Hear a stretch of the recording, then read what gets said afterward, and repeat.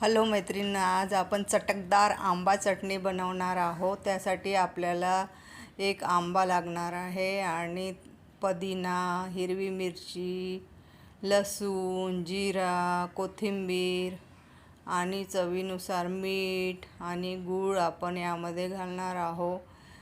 हे संपूर्ण मी कापून घेतलेला आहे, आंबा कापून घेतलेला आहे, कोथिंबीर, पुदिना। नंतर आपण एका मिक्सरच्या भांड्यामध्ये थोडं जिरं घालणार आहोत आणि थोडं मीठ पण घालणार आहोत।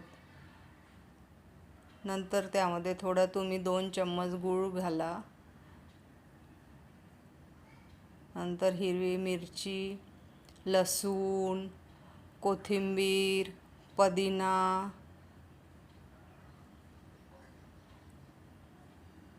आणि आंबा आपल्याला संपूर्ण घालायचा आहे।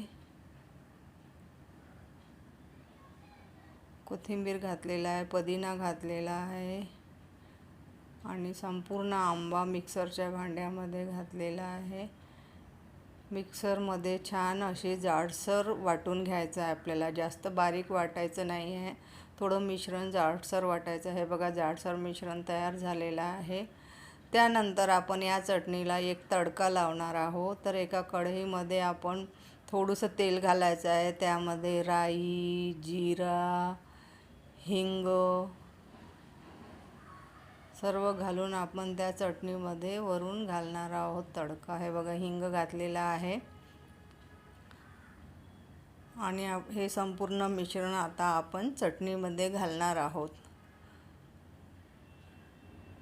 किती सुंदर हिरवीगार आंबा चटणी तयार झालेली आहे।